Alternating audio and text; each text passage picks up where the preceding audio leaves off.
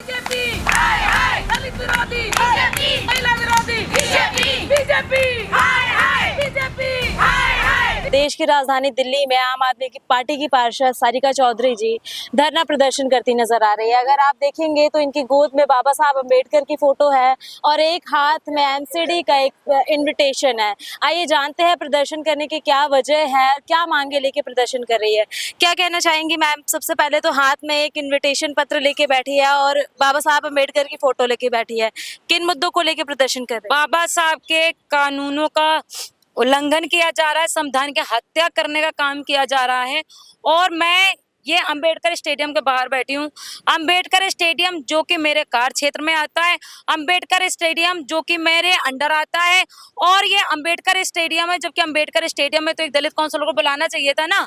और ये मैं यहाँ के काउंसलर हूँ, मैं जनरल सीट से चुनाव जीत के आई, मैं एक जाटो समाज से बिलोंग करती हूँ, मैं एक महिला हूँ, मैं यहाँ से जीत के आती हूँ। और ये मेरे यहाँ पर एक प्रोग्राम होता है, यहाँ पे योग दिवस जो पूरा देश योग को मनाता है, यहाँ पर योग दिवस का प्रोग्राम होता है।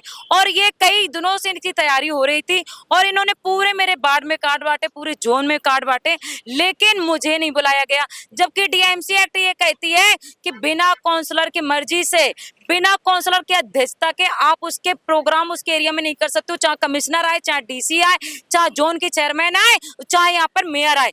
अब मैं आपको बता दूं, ये देखिए मेयर साहब यहाँ पर राजा के जी चीफ गेस्ट बन के आते हैं, जय भगवान जी आते हैं, यहाँ पे डिप्टी मेयर आते हैं, स्टैंडिंग कमेटी की चेयरमैन आती है, यहाँ पे सुनील कुमार जी वो कमिश्नर साहब आते हैं, दोनों जोन के डीसी आते हैं, सारे अधिकारी आते हैं, योग्यता जी यहाँ पे आती है जो जोन के चेयरमैन है, वो भी यहाँ पर आती हैं। मेरी योग्यता जी से परसों मुझे कहीं के थ्रू, किसी के थ्रू कार्ड मिल गया, किसी ने मुझे बोला आप तो यहाँ की बाढ़ की काउंसलर है, आपको क्यों नहीं बुलाया गया? मैंने योग्यता जी को कॉल किया, मैंने कहा दीदी ये तो गलत हो रहा है, और ऐसा क्यों हो रहा है, मेरे अधिकारों का हनन हो रहा, मेरा नाम क्यों नहीं डाला गया और मेरे से बताया तक नहीं गया मेरे यहाँ पे प्रोग्राम हो रहा है। उन्होंने कहा बात को घुमा दिया, उन्होंने कहा मैं बताऊंगी, इधर उधर करके बातों को इधर कर दिया। कल मेरी डीसी से बात हुई, डीसी ने कहा हम कुछ करते हैं, कुछ नहीं हुआ। एसी से बात हुई कल मेरी, एसी ने कहा जी ऊपर से मना किया गया, हम कुछ नहीं कर सकते हैं। मैंने मेयर को कॉल किया 3-4 बार, मेयर साहब ने मेरा फोन नहीं उठाया। अंकुश नारंग जी जो हमारे नेता विपक्ष, उन्होंने मेयर से बात की, मेयर साहब ने बोला जी कार्ड छप गए, हम कुछ नहीं कर सकते। अब ये बताइए, ये एमसीडी का प्रोग्राम था, ये बीजेपी का प्रोग्राम तो नहीं था ना? इसमें मुझे बुलाना चाहिए था कि नहीं बुलाना चाहिए था, जब मैं इस वार्ड के काउंसलर हूँ? इससे पहले एसडी साहब बेस्ट वेंडर पार्क का उद्घाटन करने आते हैं, मेरा नाम नहीं दिया जाता है। उसके बाद में यहाँ पर उद्घाटन होता है, एमसीडी का एक पार्किंग बनती है निजामुद्दीन बस्ती में, मेरा नाम नहीं आता है। मैं यहाँ से कमिश्नर साहब प्रोग्राम मेरे यहाँ पे बाढ़ में करके जाते हैं शहीदी पार्क में, मेरा नाम नहीं आता, मुझे इनवाइट नहीं किया जाता। आज तो हद ही हो गई, मुझे आज भी नहीं इनवाइट किया गया। ये इसलिए इनवाइट नहीं किया इन्होंने क्योंकि मैं एक काउंसलर हूँ, मैं एक दलित समाज से हूँ, मैं एक जाटो समाज की हूँ। इनको शर्म आ रही थी मेरे बगल में बैठने में, ये मेरे बगल में योगा नहीं कर सकते थे। दूसरे जगह के तो सारे जनरल काउंसलर आए थे, महिला काउंसलर को नहीं बुलाए। एक दलित समाज के साथ में, एक दलित की बेटी के साथ में बीजेपी अत्याचार करने का काम कर रही है।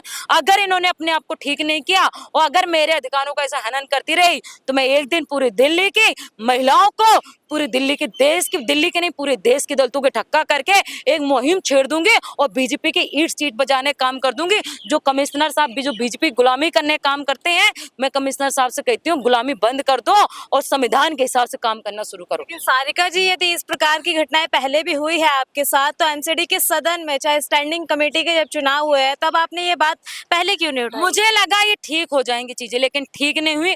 पानी सर से ऊपर जा चुका है। अब मैं सदन में भी उठाऊंगी और अब मैं कहाँ कहाँ उठाने वाली हूँ ये आप देख लीजिएगा आगे। तो इस मुहिम को आगे कहाँ तक लेके जाएंगे? आगे लेके जाऊंगी। अगर इन्होंने मेरी चीजों को सुना नहीं, अगर ऐसे करते रहे तो मैं इनके ईट सीट बजाऊंगी बीजेपी वालों के। बीजेपी के कहने पे सब कुछ हो रहा है। चलिए, बहुत बहुत शुक्रिया हमारे साथ बात करने के लिए। सारिका जी से हमने बात की है कि इस प्रकार की घटनाएं जो है सीधा आरोप बीजेपी के ऊपर एक छुआछूत का लगाया जा रहा है कि योग दिवस का कार्यक्रम यहीं पे आयोजित किया गया, लोकल पार्षद को नहीं बुलाया गया। इससे पहले भी कई बार ऐसी घटनाएं हुई है। अब देखने की बात ये रहेगी एमसीडी के महापौर इसके ऊपर क्या एक्शन लेते नजर आते हैं, चाहे इस पार्षद को इंसाफ मिलेगा या नहीं मिलेगा। जब तक के लिए बने रहिए हमारे साथ। मैं हूँ आपके साथ पिंकी पांडे और आप देख रहे हैं ईवी न्यूज। बीजेपी हाय हाय दलित विरोधी बीजेपी महिला विरोधी बीजेपी